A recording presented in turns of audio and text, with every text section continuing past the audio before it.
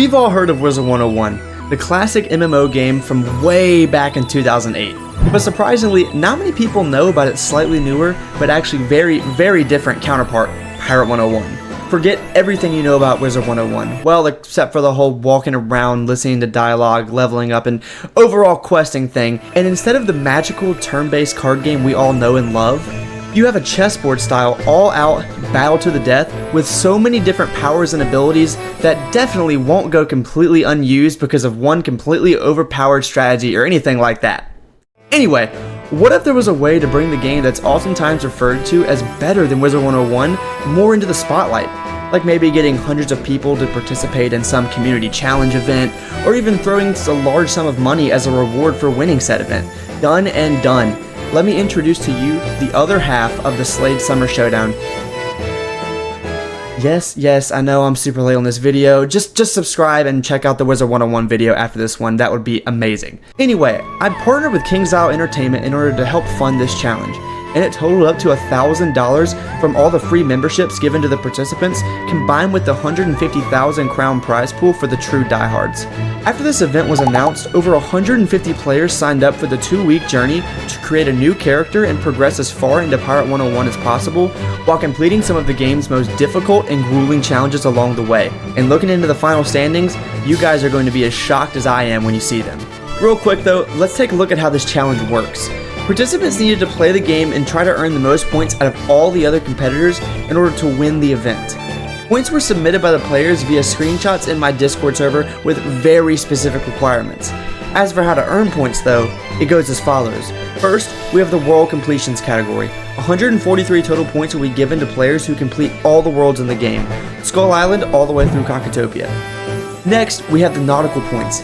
55 points can be obtained by clearing out this section, but people who have played through this game before know just how annoying anything to do with ship combat is. Then we have the Companion Badge points, and to get to the 65 points from this category, you have to do 100 total battles, each boss 25 different times, and none of them are straightforward or simple fights. Finally, the most annoying category of them all, the RNG points, gear drops. These points come from all kinds of places, all with extremely aggravating drop rates. Tartarus, Sinbad, Obsidian key bosses, Kane, and worst of all, Mu Manchu, which houses the rarest drop in the entire game, Thai boots. Getting every drop from a single one of these categories is hard in itself. This is why players will receive a towering 197 points total if they are able to obtain every single drop on this list. So there you have it, the Pirate 101 Slade Summer Showdown. How will the world's most dedicated players complete this insane challenge? Let's find out. Alright, Pirate 101 Showdown Recap. Here we go. Just to give you guys an idea on how late I am on this video. The event started on June 10th at 12 a.m. right when it turned June 10th. So, again, apologies. Let's get into this. In my eyes, I would say a good run through this challenge would be anywhere around 100 points. A great run even would probably be somewhere over 200 points. Well, let's take that and actually, how about we add another 70 points to that total? Leading off the recap, making it in the top 15 at 14th place, we have Godlake with 277 points. Now already in the first run that I'm covering, I have something special for you guys that you will see here in just a minute. Godlake racked up all the world completion points, finishing up Cockatopia in just the first week of the event. Oh, but in the Wiz video, the first participant you showed didn't even complete all the worlds. Trust me, I know. Pirate players are just different. I don't know. Anyway, with one category fully completed, Godlake wasn't done. Just 2 days later, he hit the max nautical level, wiping that category clean. At this point, with around 6 days left in the event, he was on pace to compete for a spot on the podium. That's when the unthinkable happened. Remember when I mentioned earlier, something about the rarest drop in the game in the intro? Just 8 days into the event, Godlake became the first of the only 3 players to pull the literal rarest item in the game, Thai boots. People couldn't believe it. I couldn't believe it. I'm pretty sure I was live too when people in the chat started blowing it up about him pulling the boots. After this point though, I don't really know what happened. My guess is that luck kind of ran out for Godlake, or life stuff just kind of got in the way, but he ended by getting a couple of companion badges and a few more drops here and there to end up with a top 15 finish for Godlake. Up next, let's go ahead and add 10 points from the last one. At 287 points, and number 11 on the final leaderboard, we have Nicholas Wild Spear. Nicholas was actually the first player to like get points in the entire event. Just 36 minutes in, he submitted his first screenshot for the Inside Nautical level for a whopping 2 points. But these 2 points actually put him on the top of the podium, first place, ahead of all the 150 other players for about 3 minutes, until everyone else all submitted the same thing. So after the 3 minutes of glory, Nicholas continued through the challenge, and by day 10, he had completed Skull Island through Crocotopia to fully complete the world category. Nicholas was also able to complete a full category of gear drops, which is actually really tough given the drop rates in this game.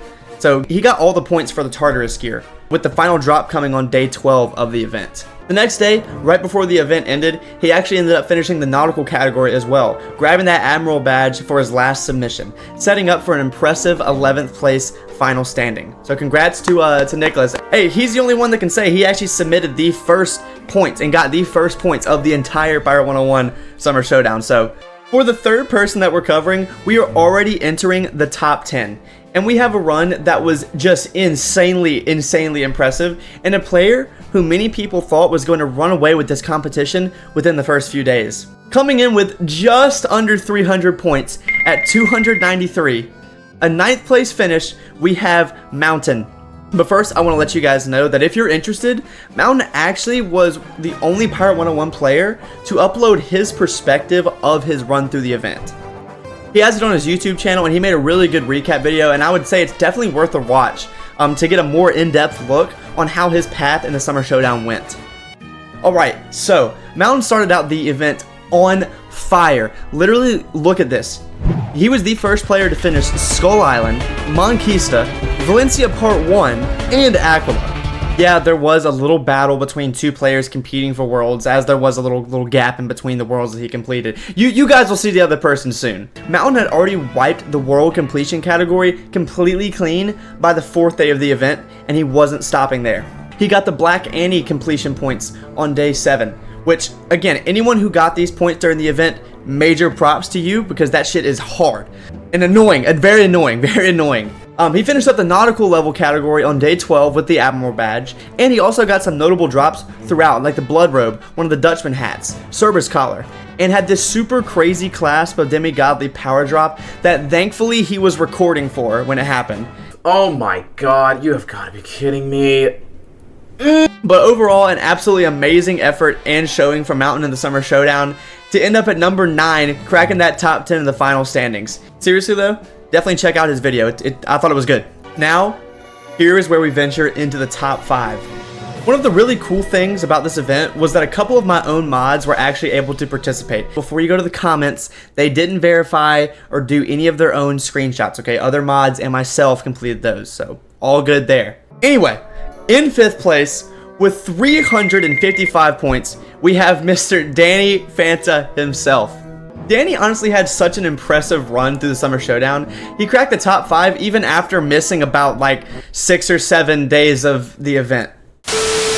Listen, I'm sorry, I swear. So, Danny blazed through the world completion category, finishing Crocotopia on day 5, and was on pace at that point for a potential podium finish.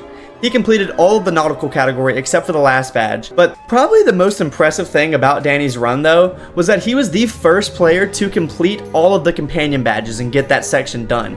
And he was also the first player, the number 1 person, to get all 25 grueling runs of Black Annie complete. Danny finished up the event completely clearing the Tartarus gear drops and even pulling a piece of Imperial Mu Manchu gear, which was still super rare even though it wasn't tie boots. Overall, congratulations to Danny with a top 5 finish, even through all the time that he lost due to helping mod the event and just life stuff in general. So y'all go show some love to him, please. Now, remember how I mentioned that there was another player that was kind of battling with Mountain in the race to complete all the worlds the fastest? Well, here he is in 4th place, and the first player to eclipse the 400 point mark, we have Ethan.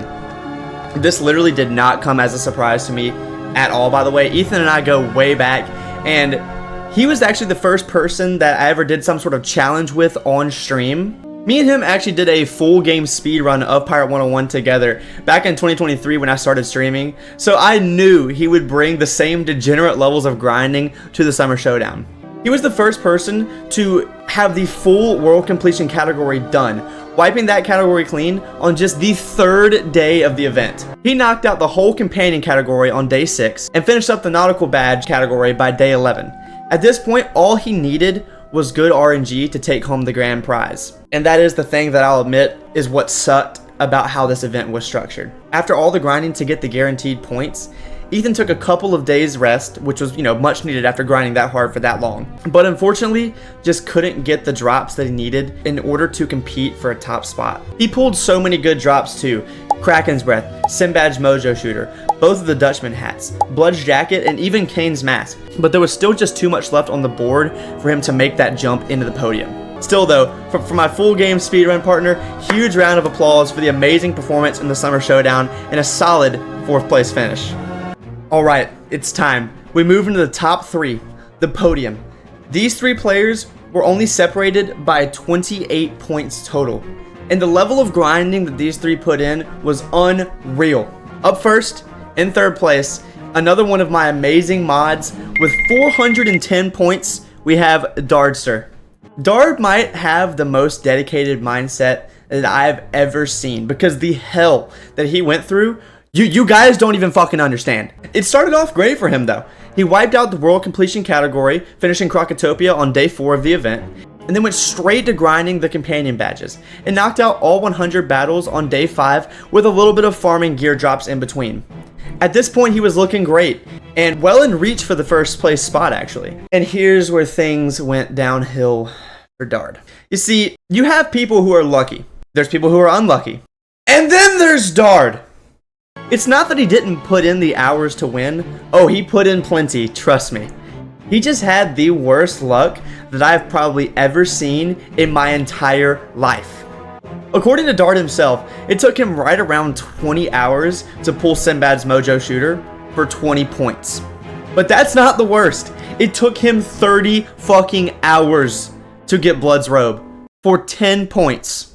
If this doesn't scream that Pirate needs to fix their drop rates, I don't know what does. I remember one time after streaming the event, me and a few of the mods were hanging out in the VC while verifying screenshots and whatnot and giving people their points and all that stuff. And then there was Dard farming Captain Blood, which he'd already been doing all day at that point. I went to bed that night at 4 a.m., woke up at 11 a.m., and wouldn't you know it, Dard was still in the VC farming Captain Blood. I don't even know what else to say. Dard, congratulations on the amazing 3rd place finish. Y'all show him some love for modding this event and suffering through 30 hours of hell with Captain Blood. Absolutely ridiculous. 410 points though, but oh my god. Up next, we're gonna add another 16 points on top of Dard's score. At 426 points, and I still can't even believe this person didn't win the event, we have Drac. I'm pretty sure Drac held the 1st place spot for the most time out of anyone during the Summer Showdown. Everyone was penciling him in as the winner, and rightfully so. He was done with all the worlds. Finishing Krokotopia on day 4, he cleared the companion category on day 6, and completed the nautical badge category on day 9. All while getting big drops like Kane's Mask, Blood's Jacket, Cerberus's Collar along the way. Drac was cruising through this event like it was nothing. Then came his absolute worst nightmare. Moo Manchu, the literal bane of Drac's existence. Little story time for you guys. Last year, whenever I hosted a similar event called the Farmageddon, Drac said if we ever do anything like this again, he would do a 24-hour stream of Moo Manchu farming for the points, but also because he wanted to pull those rare and elusive tide boots. And he farmed, and he farmed, and he farmed, and he farmed. I even farmed for 3 hours with him on stream. Did the fight with him numerous times to try to increase the streamer luck because it had worked for me in the past. But after the 24-hour stream, Drac only came out with 5 points. 5 from the Staff of Power. Just extremely disheartening, and an entire day's worth gone with only 5 points to show for it. Drac still fought and clawed all the way to the end, and even ended up pulling up the Imperial hat of Mu Manchu on the last day of the event. Ultimately, congratulations to Drac on an absolutely amazing run and an amazing second place finish. Seriously, round of applause, round of applause. I can't even believe that someone beat Drac. But at the end of the day, there was someone who scored more. Someone who just got one extra drop. One drop that some people have been hunting for years. And though we had no one that completely wiped out the board, there was someone who was pretty damn close. With 438 points, your 2025 Pirate 101 Showdown champion, Illusion. In all honesty, in extremely impressive fashion, Illusion really wasn't on people's radar for most of the event to compete for that first place spot. Most of the conversation was Mountain and Ethan early on and Drac in the back half, but then there was Illusion, always lurking, always grinding, and eventually it paid off. World completions. Illusion finished these on day 4, cleared the companion category on day 10, and it wasn't until day 12 that Illusion was done with the nautical category. Now I know what you're probably thinking, that's a lot slower pace than many of the others who finished up on the leaderboard. And you're right. But while completing those other things, Illusion was grinding drops and had some of the best luck that anyone has ever seen. Every major drop that was necessary to win, Illusion pulled. Blood's Jacket, 10 points. Kane's Mask, 15 points. Magic Wand, 15 points. Sinbad's Mojo Shooter, 20 points. Kraken's Breath, 10 points. Imperial Moo Hat, another 10 points. And the drop that put him ahead of everyone else. With just 40 minutes left in the event, Illusion was sitting at 423 points in second place, and Drac was at 426 points in first. It was coming down to the wire. Not entirely sure what Drac was farming for at this time, but just one more drop would all but secure the win for him. And then, at 11:19 p.m. on the last night of the event, Illusion sent in this screenshot. Tied boots. 15 points. It was done.